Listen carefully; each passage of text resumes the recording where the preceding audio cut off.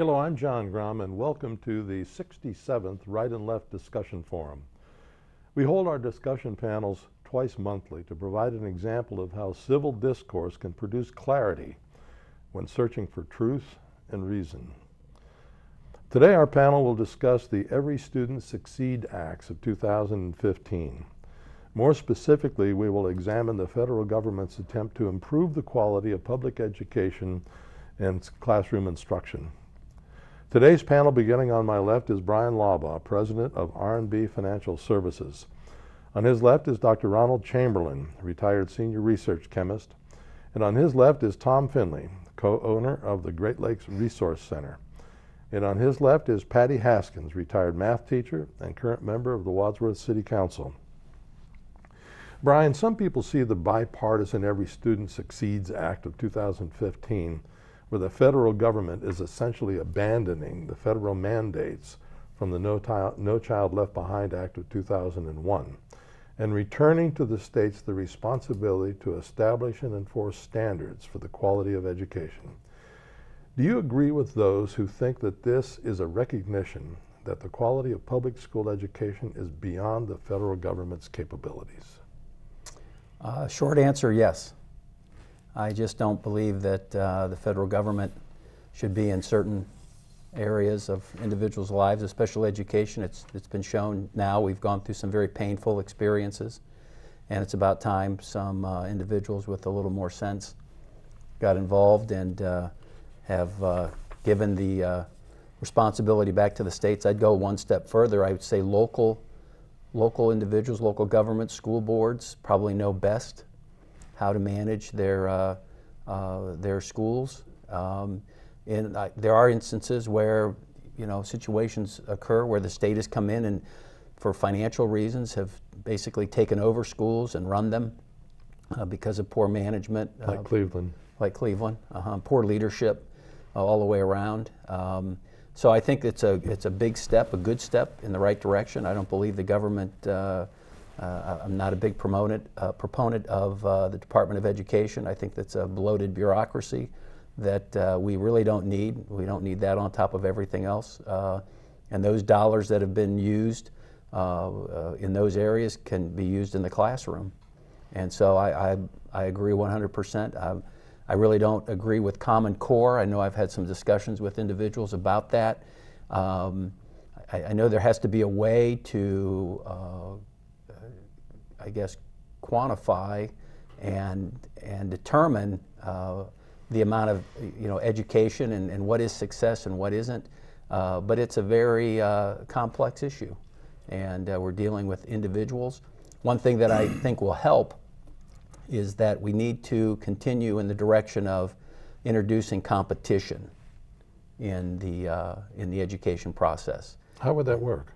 I think one way, and I agree with some would disagree, I think charter schools, if done correctly. I know there have been abuses. There are abuses in all systems. I mean, we can talk about abuses all day long when it comes to those types of things, but there are good charter schools. Inner city, there was just recently a very strong outpouring of support for the charter schools up in New York. The current mayor of New York was in the process of defunding them, and the parents of those inner city kids have banded together. So I think that's one aspect. To save the charter school. To save to continue on with the charter school. There are a variety of ways to learn. There's online. There's different programs that students can get involved with. I believe in working with local higher education, universities, to bring that type of education into our schools. So yeah, I think if we keep moving in that direction, local and state oversight, I think we're in the right. We're moving to where we need to be. Mm-hmm. Ron, I'm guessing that you've got a slightly different slant on that. Well, I can think of lots of reasons for snarky comments here, which I'll attempt to avoid. But I think, but both your question and Bryan's answer, I think, are pretty much what you expect from a Republican point of view, from a Republican conservative point of view, and there's a lot of that I agree with. in this case. I don't know that I think you could say, well, here we're correcting the excesses of the George Bush No Child Left Behind Act, Republican thing, by the way. And but I think this, I think just in general, when you get an overall organization trying to micromanage something under it, you just can't do that. The federal government can't micromanage the states. The states can't micromanage the school systems. The school boards can't micromanage the principals can't micromanage the teachers. Boy, he taught you. Well, I'll tell you.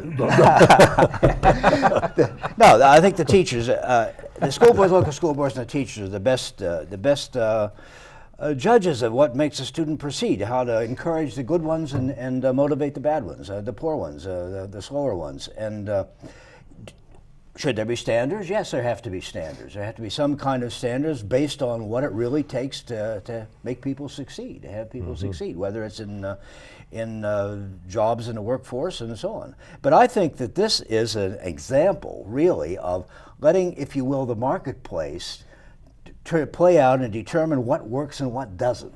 Now, you know, if you hire if Jerry was here, I was going to bring up the example, you know, if you get a new product on your shelf, well, you put it on there for a while and you see, does it sell?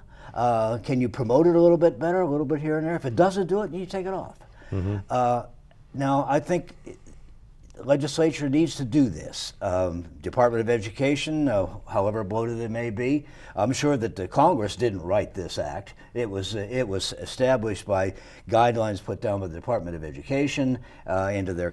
You mean this most recent act? Yeah. Any of these things, you know, No. it comes with a committee. The committee discusses it, votes it out into the floor.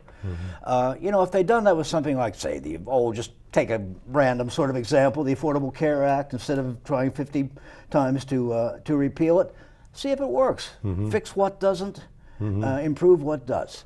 And I don't know that that's a Republican-Democratic thing. I think that's a general sort of situation for any big group trying to take over a little group. I've been micromanaged in my career, and it ain't good. Well, it's going to be interesting. Our next two panelists do have a good background in education, public education. Tom, I know that you've got a lot of thoughts on this. Well, yes, I do. But in listening here, I want to move to the bigger picture. It's not political or anything else. The history of governments of any kind trying to control their greatest resource, which is the minds of its people, specifically the young people. So if you look at that, our government is no exception. We have no business centrally trying to manage this resource. It's a powerful control that we don't want in our government or any government. So again, history tells us that. When you look at what has happened, Ron, when you say micromanage, yes, it is, because this occurs when you, again, you've heard me say, you focus on symptom and not cause. Ultimately, you get to micromanaging regardless of what kind of organization is there. So my focus is saying federal government, our government, or no government has anything to do. I make an exception.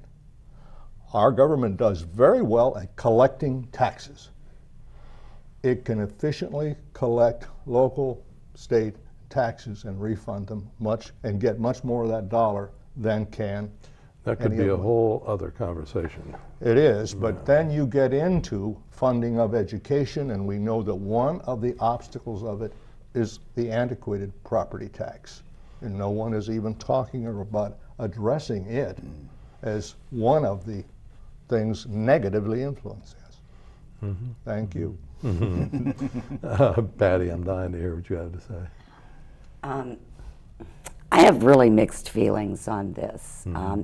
There are education acts that were put into place that because students were not receiving equal education.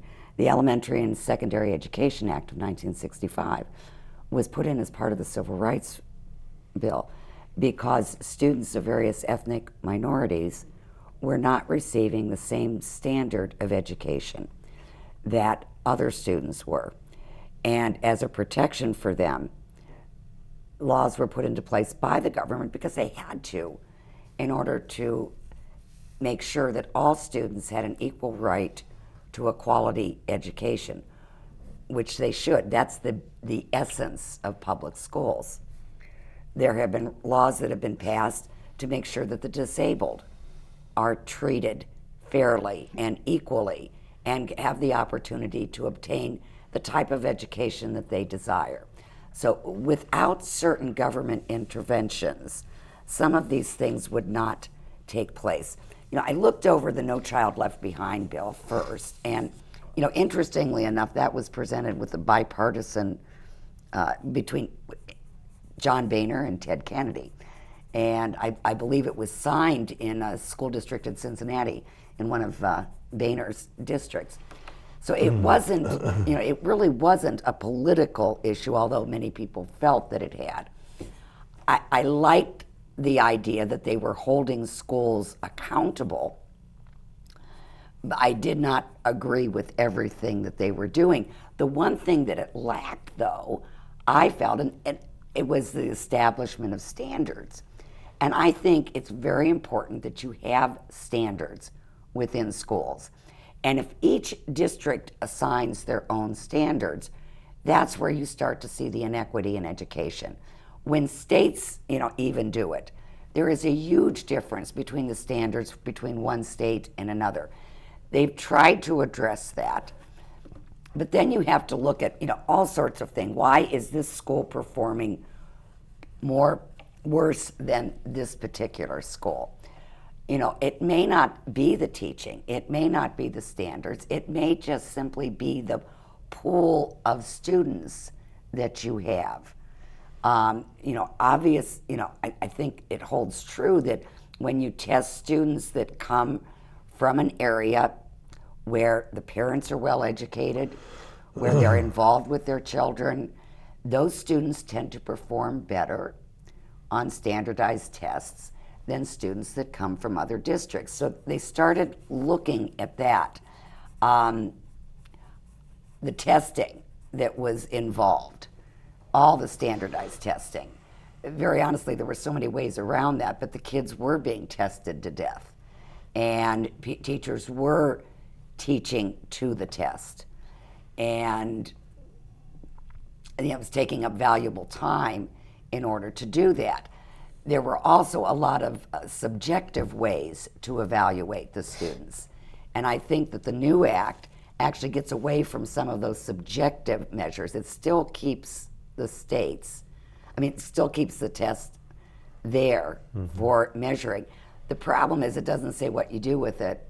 Okay, if you don't meet this standard, where do you go with it?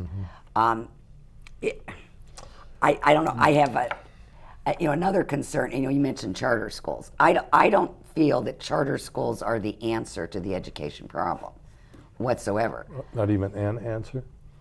Well, I think one of the ways is to make teaching a profession where you get your best and brightest involved. Make teaching a profession that carries some respect with it. Right now, I don't think that field, the field of education, draws the best and brightest. And I don't know about you, but I wanted the best and brightest teaching my children because they have the most influence over those children. I mean, you can have all the standards you want. You can have the most beautiful building in the world. But if that teacher is not effective, that information will not be given to that child, and they will not succeed. I also mentioned standards. I think it is important that we have standards. I recently saw a report, and I believe it was in Texas, where they were publishing new textbooks in history, and the word slavery was taken out. They called it something else to make it, because there was an idea that we don't want to admit that we ever actually had slaves. Things of that sort, which are allowed to continue, I think only dummy down our students.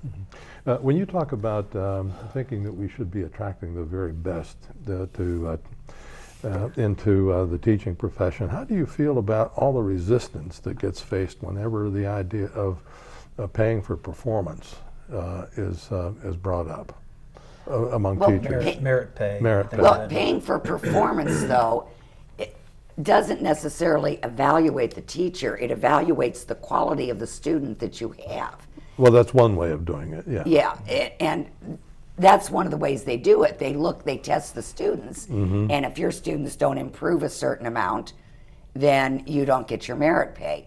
Well, if you start with the best students in the school, they're probably not going to improve that much because they already start up here. Those teachers are not going to get that merit pay. Yeah, There's some problems with that. You know, one thing I would contend that when that word competition comes into play, it might not be in a charter school scenario. It could be a parochial school that we're competing against for students. There are school systems. Particularly if you've got a good football team. Sure, exactly, and a girls' basketball team. The issue is that there are students that are, in essence, captive to a school system. It doesn't happen here because, you know, a student can go to that school over there, they can go to over here, but in some of the larger cities, wherever you live, you are stuck there with whatever education they can produce, and there's no amount of standard that's applied or accountability. And so these charter schools that have sprung up in New York City specifically, have been attracting that client. That See, they don't have to take everybody though. Well, That's that's one thing too. Is you start getting into, well, you know, the public school has to take everybody and everything, and I agree. Is it Lakemore that it's a great problem now? They have so many outside students coming in. They got no money, and the state has taken over their finances. But I think that there's some solutions. Yeah, and I'll bet you Tom's got at least one of them. The brighter, you know, you put those people in place that know how to incentivize teachers, know how to create an environment where everybody feels as though, hey, the interest of the student is first, and you know there are ways to you know, create environments. You know, businesses do it all the time that incentivize, you know, people to do the right thing and put out the best product. So What I want to bring back to the table is this business of standards again, and symptom versus cause. If you look at the measurement of the educational dollar we spend or everything else, the big picture isn't how well they do in tests or this kind of thing, is how many successful citizens contributing do we produce.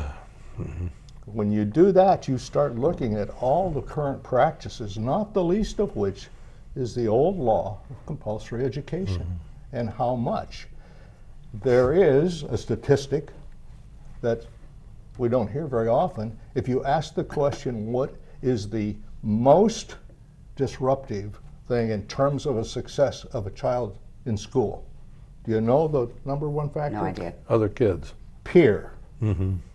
So we have a huge number of children in the classroom who don't want to be there, and their parents could care less, et cetera, et cetera. Any way you look at standards, they're terribly influenced by that. We have got to start looking at a bigger picture as we address these issues, including the involvement of our federal government as you look at the promotion of this. But I would submit to you that the measurement of success of our children as they move out of schools and into the communities is being ignored. I'm going to lay this on the table. Don't you think that the voters' expectations of a politician are that they're there to fix things? And when you look at a school system that is not working very well, you're expecting politicians to fix things. So they do things that make it look like they're fixing things, but they often don't. And I remember Rahm Emanuel, when he was the chief of staff of the Obama White House, warned the president about the Affordable Care Act. He said, government does not do big things well. Excuse me. And that it may turn out that he was quite prescient in that comment. But one of the big criticisms of the No Child Left Behind Act was that the politicians, the government was attempting a one-size-fits-all application of standards, regardless of the fact that when you look across the country, we've got various cultures, and that each one of those cultures should have the opportunity to set their own standards. Don't you think? Well, it depends on how high or how low they are. Well, you know, and John? I have a problem. You know, I don't think you can set the lower if you set low standards, students will work down to those standards. If you set them high, they will work up to those standards. Will. Yes, and I've seen too many, over the years, seen too many differences in students from different districts who had ability, they were smart, but nobody challenged them. And that's the thing we need to do, is challenge our youth. But should it come from the federal government? No. No. Well, Tom, your view is, I like it, but it's a very long view. Well, it is, and that's what a point I was just ready to make, Ron. When I say a solution is to look bigger and focus out here, it is long range. But once you've agreed on that, then you can begin to get what do you do now in place. And I want to come right back to your point of we want to blame the politicians, we want to blame and whatever. The bigger picture there, where have we departed? Why do people leave our school system not understanding their role in the very things we're talking here? Well, look at the curriculum. How much in the curriculum do we talk about the role of a citizen? We've taken citizenship even off of the report card anymore. We don't value You're it. right. We don't expect it. This is a bigger picture. So blaming the politician when it's apathy, I didn't even vote, didn't even go to the polls, I don't, there's where we are, folks. Now that, Ron, to your point. I can remember one of the most influential teachers in my high school education was my history teacher, because we talked about that kind of thing all the time. Absolutely. Now today, it's verboten. It's not even in the curriculums in most schools. We used to have a loose thing called civics, and no one knew how to teach it. But there's where it begins, and it begins right in kindergarten. You know, Well, and kindergarten geography, teachers, too. by the way, do a great geography job You of know, it. a plug for the Wadsworth schools in that when you talk about citizenship and involvement, one of the requirements for students taking government is that they attend a public meeting, whether it be city council, public safety, public service, school board, and they can get extra points by going to other. They also pass out forms to register to vote. They are really working to try to get the students involved in city government and in the political process. Aren't they required to do a certain many hours of service? hours of public service? Yeah. You know, I want to bring up and loop in and bring it back to this panel and whatever.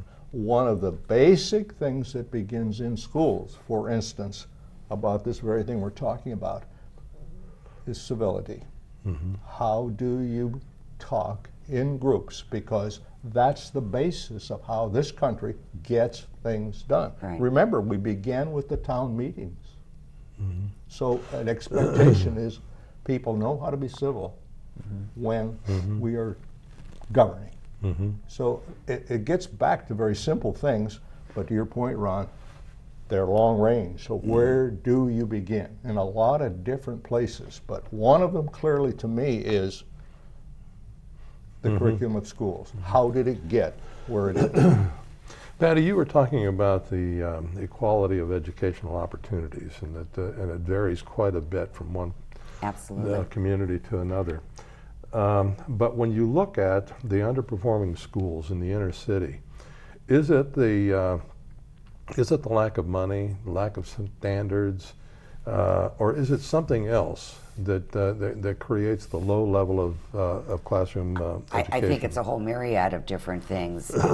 If they are underperforming schools, if they have a student base that tend to act up quite often, you're not going to get your best teachers. Your senior teachers tend to work through some type of seniority rate, where you get to pick out which school you go to the longer you teach. And the good teachers kind of flock away, well, the so-called good teachers flock away from these buildings. It can be lack of money. It can be lack of interest at home. There's all types of different things that are involved with that. Look at the fact that I just brought up a while ago of the biggest detriment is the peer. When you look at the budgets of inner city schools or schools we're talking about, there's a significant amount spent on police, not on education or curriculum, on police. What does that tell you about the chances of a child succeeding in that? Very low. Surprising? It is. Now you're back to compulsory education, and what you've done, instead of a inner city or a school, you have in effect a reform school. You know, and the charter schools in Ohio are not actually performing that well. No, they're not. Shouldn't we be looking at other things and really challenging ourselves as Americans? What is the real problem here? Are we afraid to look at things like the war on poverty and its role in creating an underclass in this country? We're not afraid. We simply We don't do it. don't do it. There's not an expectation. Whose job is it? Well, it's not mine. And off we are with the apathy and everything else. We let people into our government who are incompetent. Forget about the biases, and they're simply not competent. And unfortunately, some of them find themselves in significant leadership positions. In the IRS.